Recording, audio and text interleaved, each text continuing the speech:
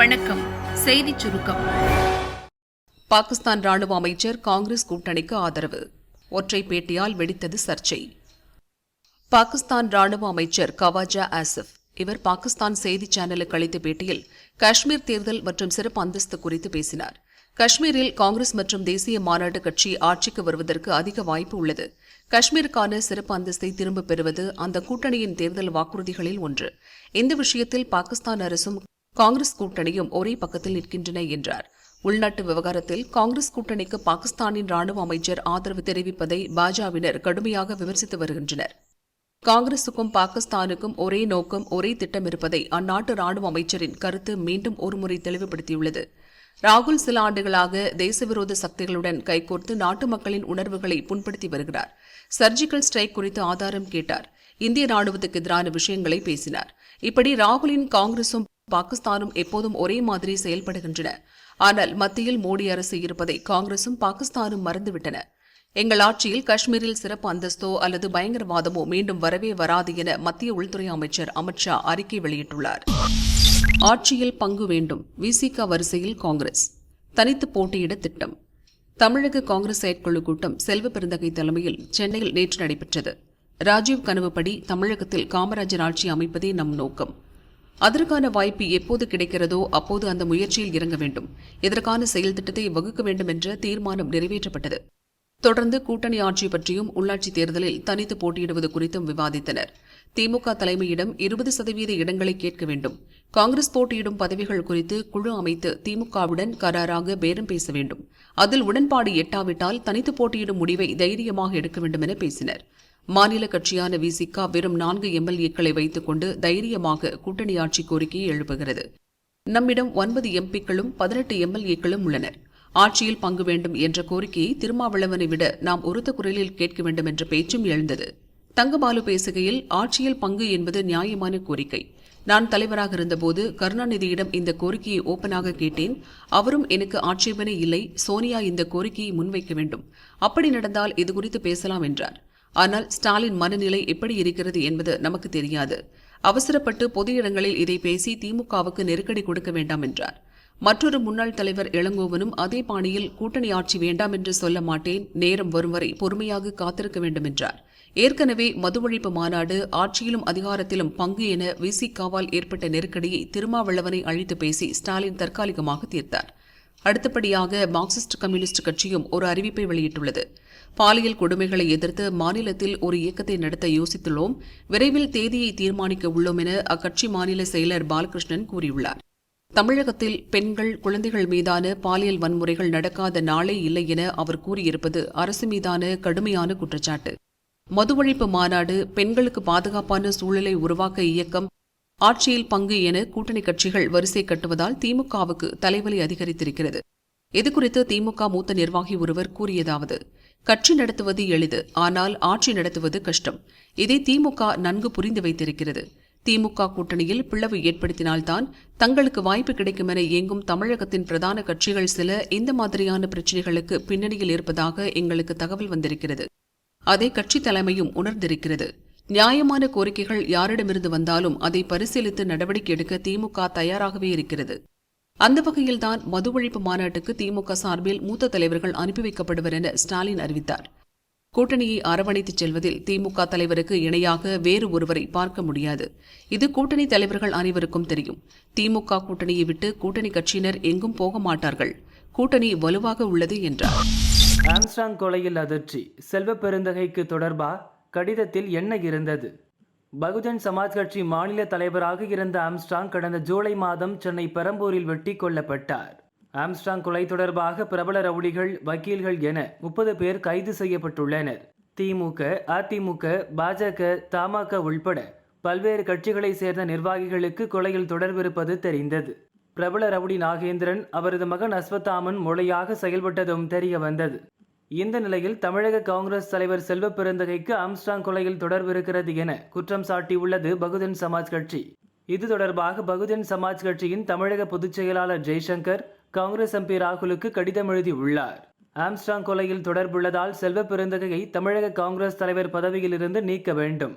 புதிய பாரதம், புதிய தமிழகம், பிசிக, பகுஜன் சமாஜ் ஆகிய கட்சிகளில் இருந்த பிறகுதான் அவர் காங்கிரஸில் இணைந்தார்.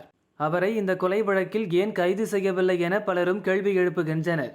தமிழகத்தை ஆளும் திமுக கூட்டணியில் காங்கிரஸ் உள்ளது. அதனால்தான் செல்வ பெருந்தகை கைதாகவில்லை என கூறுகின்றனர். அவரை கட்சியிலிருந்து நீக்கினால்தான் மக்கள் மத்தியில் காங்கிரஸ் நிலைத்து நிற்கும் என ஜெய்சங்கர் கடிதத்தில் கூறியுள்ளார்.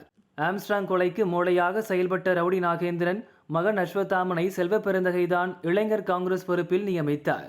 நாகேந்திரன், அஸ்வத்தாமன் வட தமிழகத்தில் பழைய இரும்பு தொழில் மாஃபியாவாக செயல்பட்டு வந்தனர். தொழிலதிபர்களுக்கு கொலை மிரட்டல் விடுத்து பணம் பறிக்கும் வேலைகளிலும் ஈடுபட்டனர். இதன் மூலம் அந்த பணத்தில் ஒரு பங்கு செல்வ பெருந்தகைக்கும் சென்றது என ஜெய்சங்கர் குற்றம் சாட்டியுள்ளார். பாஸ்போர்ட் இணையதளம் 3 நாள் செயல்படாது. பாஸ்போர்ட் இணையதள சேவை www.passportindia.gov.in என்ற முகவரி மூலம் வழங்கப்பட்டு வருகிறது.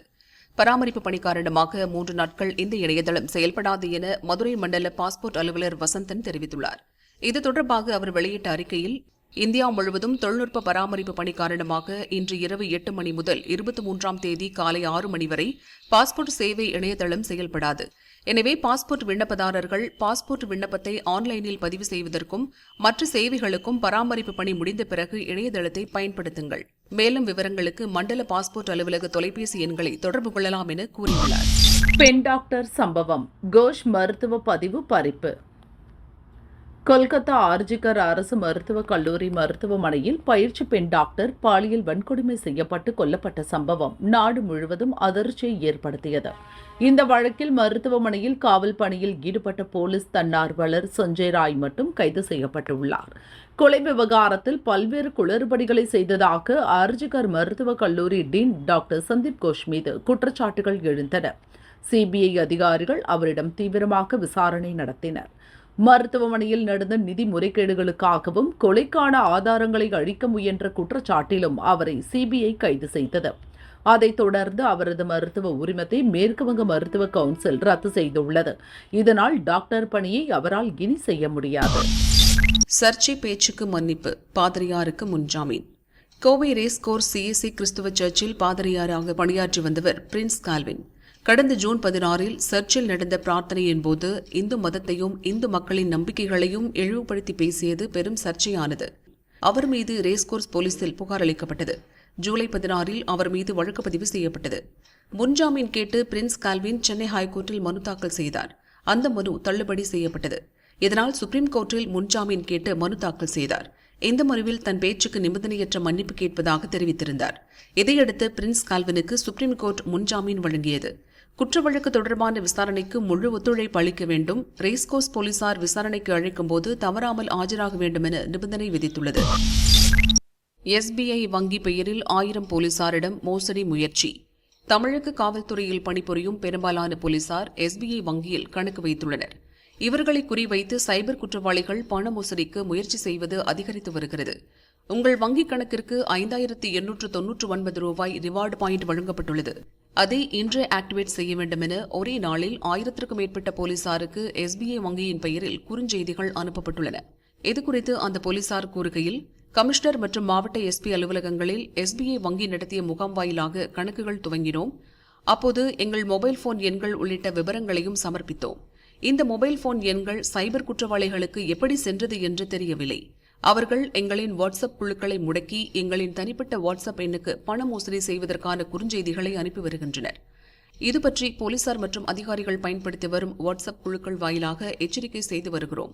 சைபர் குற்றத்தடுப்பு பிரிவு போலீசாரின் கவனத்திற்கும் எடுத்து சென்றுள்ளோம்.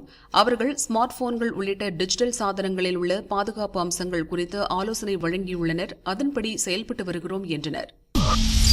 காற்று திசை மாற்றத்தால் தமிழகத்தில் மழைக்கு வாய்ப்பு. மத்திய பிரதேசம் உள்ளிட்ட மாநிலங்களில் வலுவடைந்த காற்றழுத்த தாழ்வு மண்டலத்தால் அங்கு கனமழை பெய்தது. இதனால் தென்மேற்கு பருவக்காற்று திசை மாறி தமிழகம் நோக்கி வர வேண்டிய ஈரக்காற்று தடைப்பட்டது. இதன் காரணமாக கடந்த சில நாட்களாக தமிழகத்தில் அக்னி நட்சத்திரம் போல வெயில் வாட்டியது. தற்போது மத்திய பிரதேசம் உள்ளிட்ட மாநிலங்களில் கனமழையை கொடுத்த காற்றழுத்த தாழ்வு மண்டலம் படிப்படியாக வலுவிழந்து வருகிறது. இதனால் தென்மேற்கு பருவக்காற்று மீண்டும் பழைய நிலைக்கு வருவதற்கான வாய்ப்புகள் அதிகரித்துள்ளன. இந்த சூழலில் சென்னை மற்றும் புறநகர் பகுதிகளில் நேற்று அதிகாலையில் பரவலாக மழை பெய்தது. அடுத்த 2 நாட்களுக்கு இந்த நிலை நீடிக்க வாய்ப்புள்ளதாக வானிலை மையம் தெரிவித்தது.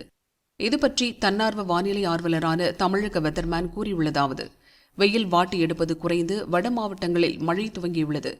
சென்னை, செங்கல்பட்டு, காஞ்சிபுரம், திருவள்ளூர் மாவட்டங்களில் அடுத்த ஒரு வாரத்திற்கு இந்த நிலை தொடரலாம். இரவு, அதிகாலை நேரங்களில் மிதமான மழை இருக்கும் என எதிர்பார்க்கப்படுகிறது. அதே நேரத்தில் மதுரை உள்ளிட்ட சில பகுதிகள் தொடர்ந்து வெப்பத்தின் தாக்கத்தை சந்திக்கலாம் என கூறப்பட்டுள்ளது.